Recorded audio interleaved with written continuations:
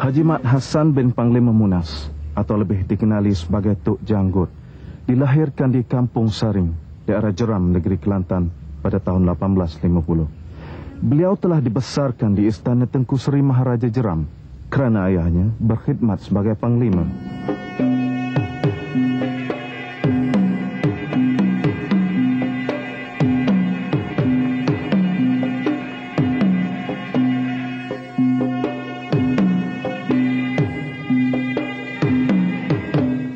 Di sinilah tapak asal Istana Tengku Seri Maharaja Jeram.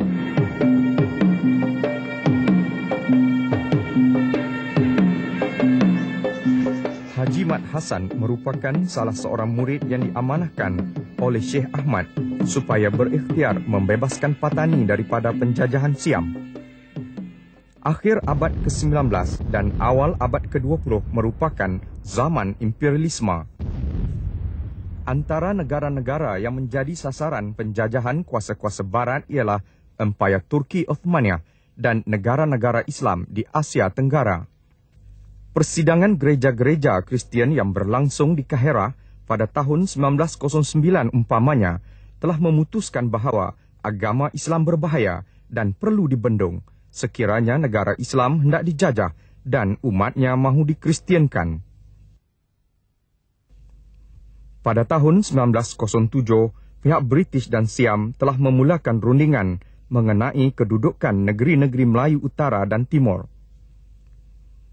Pada 10 Mac 1909, persetujuan telah dicapai bagi membahagikan negeri-negeri Melayu Utara antara kedua-dua kuasa penjajah tersebut.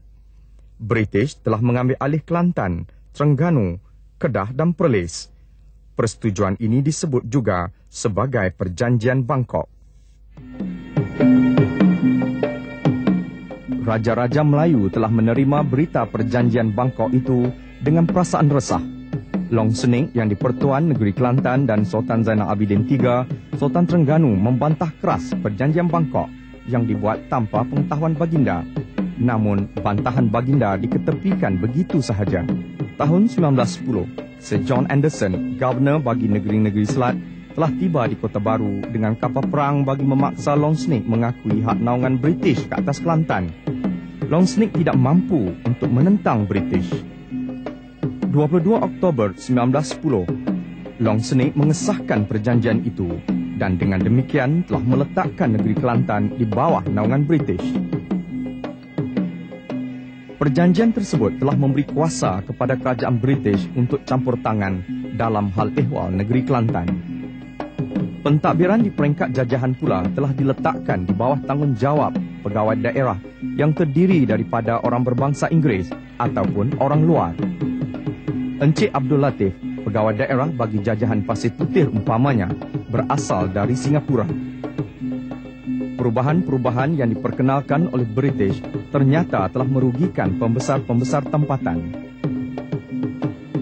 Engku Besar Jeram, Tuan Ahmad bin Engku Cik adalah antara pemimpin tempatan yang menanggung kerugian yang besar ekoran daripada campur tangan British di Kelantan.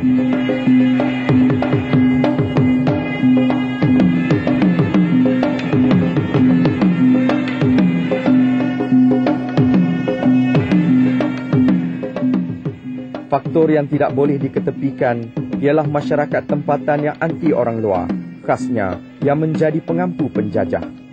Perasaan benci kepada Cik Abdul Latif yang berasal dari Singapura jelas dalam penentangan ini.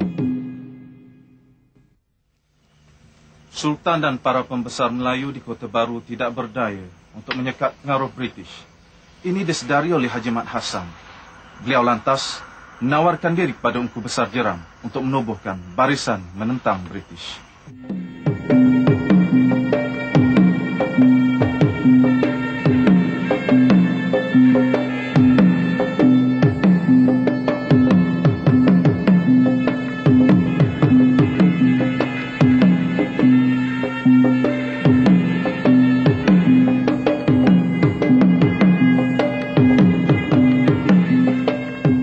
Di kampung Pohon Katung inilah Haji Mat Hassan dan rakan-rakannya dikatakan mempelajari ilmu persilatan.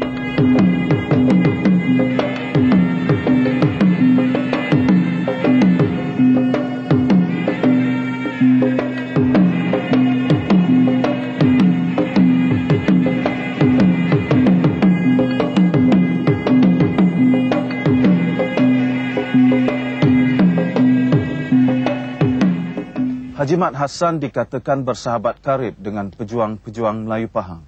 Di antaranya adalah Tok Gajah, Datuk Bahaman, Mat Kilau dan Mat Seman. Pahlawan-pahlawan Melayu Pahang tersebut dikatakan bersembunyi di Jeram di sekitar tahun 1890-an ketika diburu British.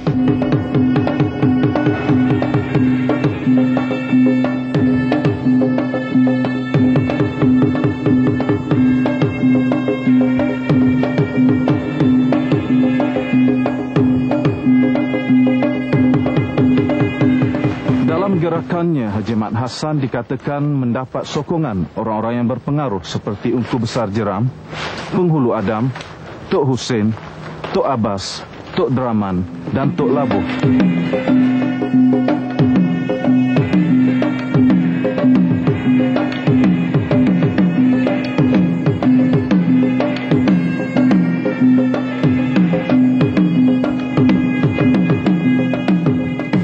Kampung Buluh Gading ini pernah menjadi tempat persembunyian pengikut-pengikut Maharaja Jeram. Di sini jugalah pengikut-pengikut Haji Mat Hassan bersembunyi ketika diburu British. Tempat ini pernah menyaksikan pertempuran antara pihak komunis dan pihak kerajaan pada zaman darurat.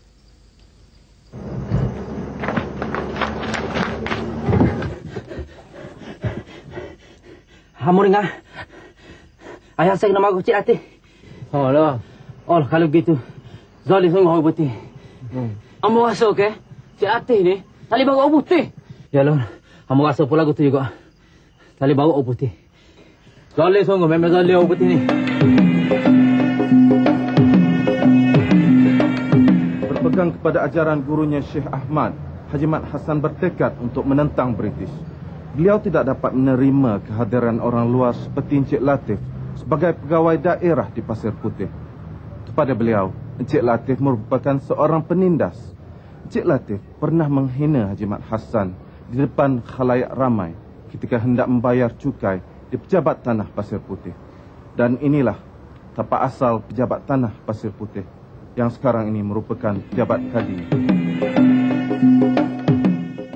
Apa yang lebih penting, Haji Mat Hassan begitu bersimpati dengan penderitaan rakyat yang dibebani dengan pelbagai jenis cukai. Cukai tanah setiap ekar. Kelas 1, RM1 hingga RM1.20. Kelas 2, RM80. Kelas 3, RM60.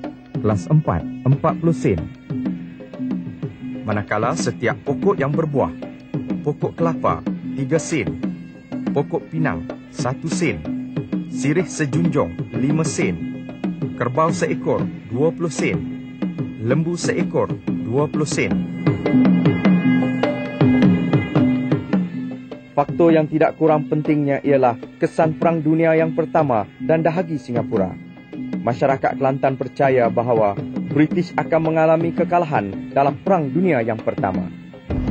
Sentimen anti-British di Kelantan semakin memuncak apabila tercetusnya Perang Dunia yang Pertama.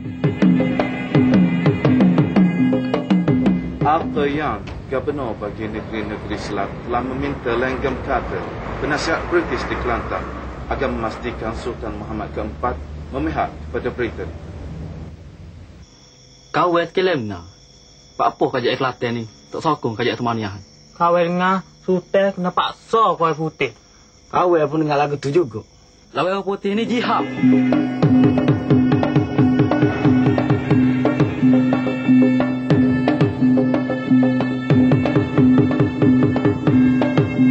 Akibat tekanan daripada pihak berkuasa British, kerajaan Kelantan terpaksa memihak kepada Britain dan bukan Turki Osmaniyah di dalam peperangan dunia pertama. Ini amat mengecewakan Haji Mat Hassan.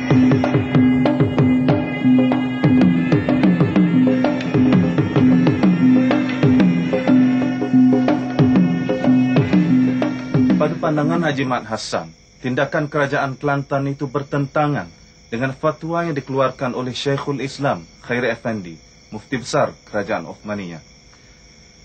Fatwa itu mewajibkan umat Islam berjihad menentang Britain dan sekutu-sekutunya yang merancang untuk menjajah wilayah umat Islam.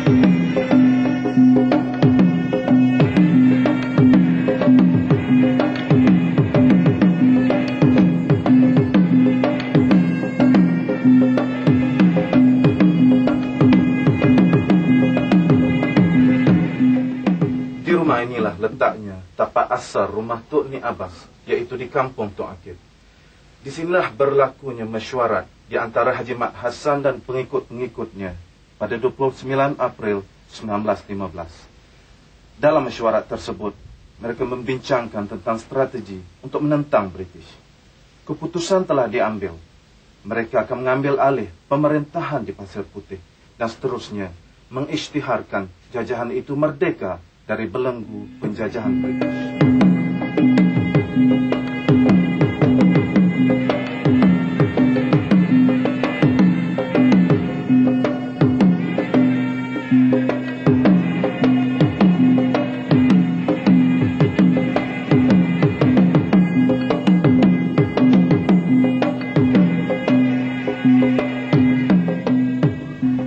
Mesyuarat sulit di kampung Tok Akib itu telah diketahui oleh Encik Latif, pegawai daerah Pasir Putih.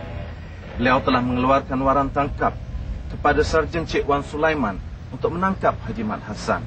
Sarjan Cik Wan diiringi oleh 2 orang mata-mata telah bertolak ke kampung Tok Akib pada pagi 29 April 1915 bagi menjalankan tugas tersebut.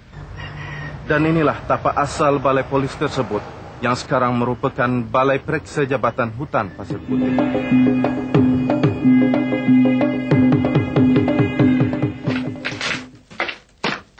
Mak yang agak ada. Amat ada orang. Amat ikat yo. Amat ada ni. Haji Mat Hassan enggan menyerah diri. Pergolotan pun berlaku. Dalam pergolotan itu, Haji Mat Hassan telah menikam Sarjan Cik Wan. Sarjan Cik Wan mati di tempat itu juga, manakala 2 orang mata-mata yang mengiringi beliau telah berjaya melarikan diri.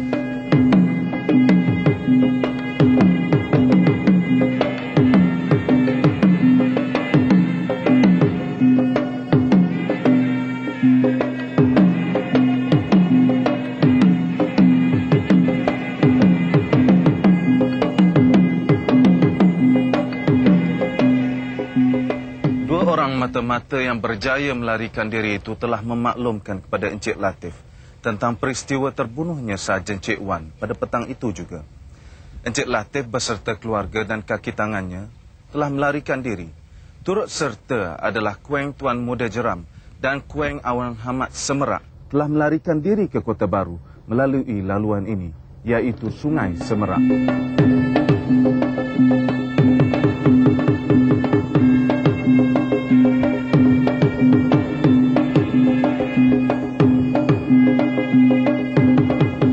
Haji Mat Hassan dan pengikut-pengikutnya terus mara menguasai Bandar Pasir Putih.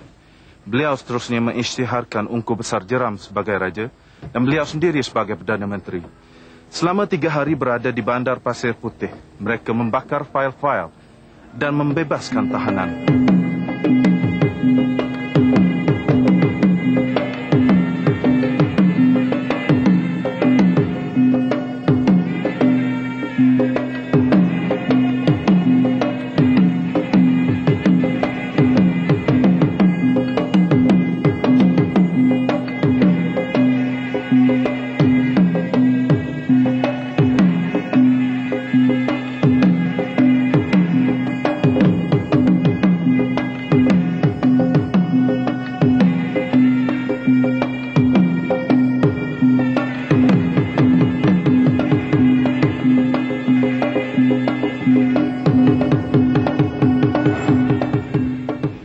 Encik Latif tiba di Kota Baru pada 30 April 1915. Beliau memaklumkan kepada Langham Carter, penasihat British di Kelantan, tentang tamatnya riwayat Sarjan Cik Wan di tangan Haji Mat Hassan.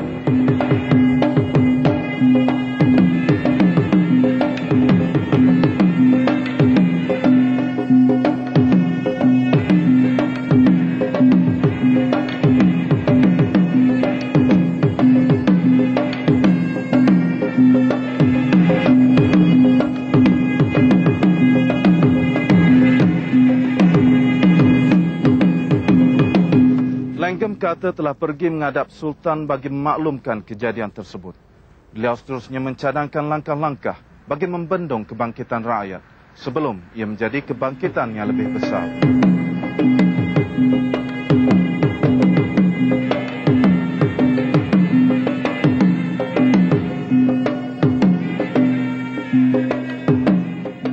Perkembangan di Pasir Putih amat membimbangkan pihak istana di Kota Baru. Ini kerana Sultan pernah memberi jaminan kepada British bahawa kekacauan tidak akan berlaku di Kelantan, ekoran peperangan antara Britain dan Turki Ottomani.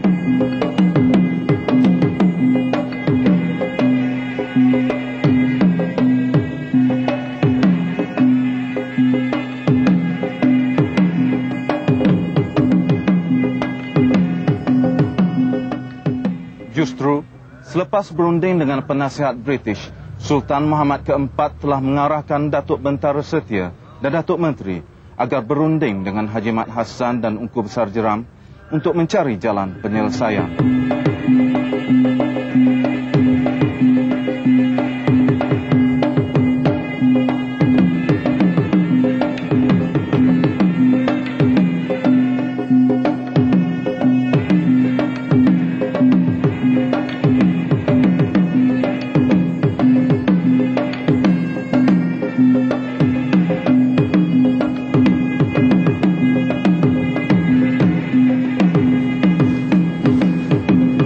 Disinilah letaknya tempat asal perundingan antara Haji Lebai Kadir dan Haji Mat Hassan, iaitu di Cerang Tuli pada 2 Mei 1915.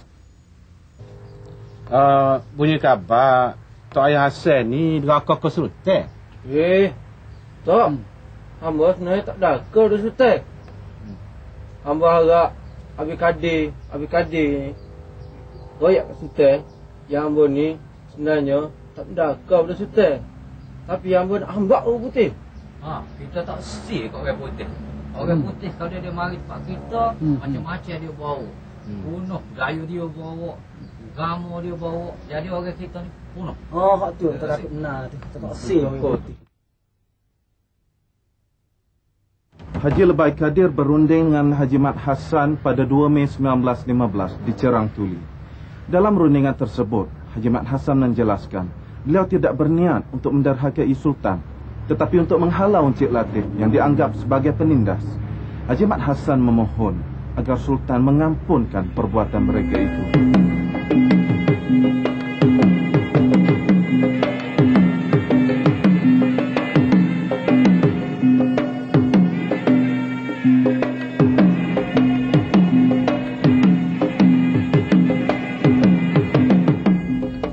bagaimanapun, atas cadangan penasihat British serta sokongan Datuk Bentara Setia dan Datuk Menteri, Sultan Muhammad keempat membuat keputusan untuk menangkap Haji Mat Hassan serta penyokong-penyokongnya.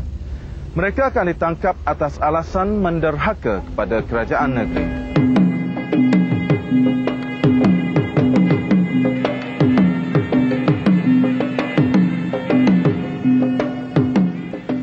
Penasihat British tidak yakin dengan kemampuan Sultan untuk menghadapi kebangkitan Haji Mat Hassan.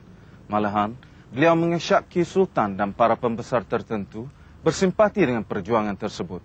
Langham kata telah meminta Gubernur menghantar bantuan tentera ke Kelantan bagi menghadapi kemungkinan kebangkitan rakyat yang lebih besar.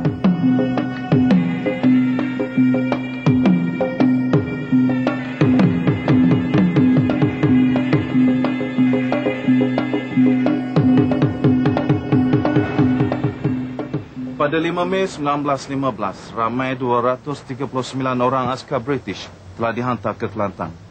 Mereka terdiri dari pasukan RGARE dan King's Shropshire Light Infantry yang dipimpin oleh Colonel Brownlow. Turut membantu adalah pasukan sukarelawan Melayu Singapura. Mereka tiba dengan kapal HMS Calmus yang turut disertai oleh seorang pegawai Prisik British, R.J. Parra.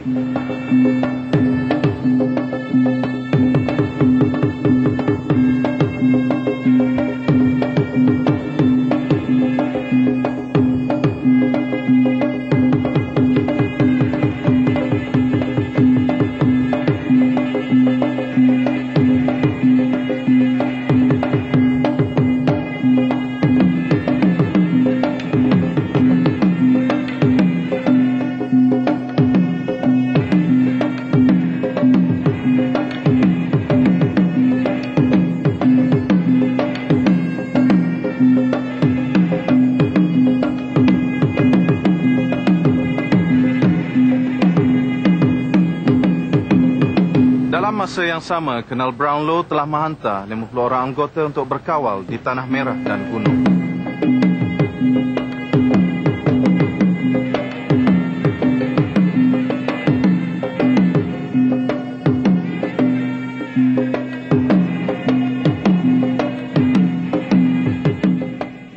Kegagalan menangkap Haji Mat Hassan dan pengikut-pengikutnya menyebabkan penasihat British mengarahkan pejabat balai kerajaan mengeluarkan surat pengisytiharan meminta penderhaka-penderhaka menyerah diri.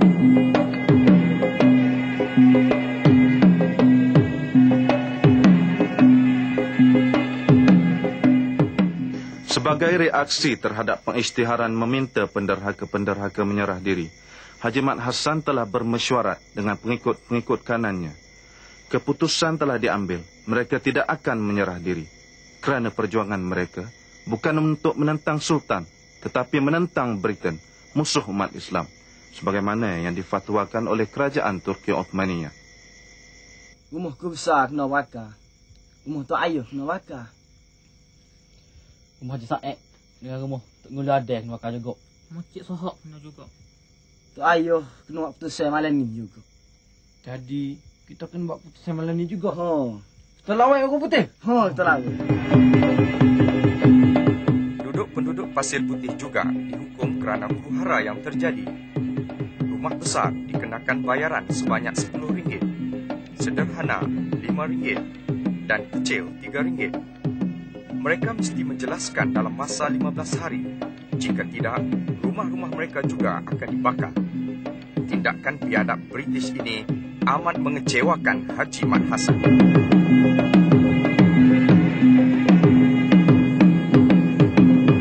Tindakan British mengugut penduduk Pasir Putih menyebabkan Haji Mat Hassan bertindak balas.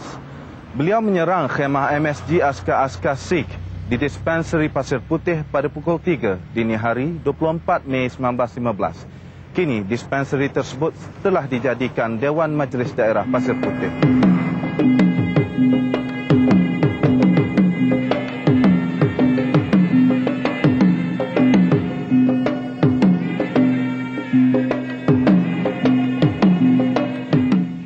British bertindak balas, menggeledah rumah Khatib Abu Bakar. Mereka mengesyaki Haji Mat Hassan bersembunyi di rumah tersebut. Khatib Abu Bakar cuba menghalang askar-askar Sikh daripada menceroboh rumah beliau. Akibatnya, beliau telah meninggal dunia kerana ditikam.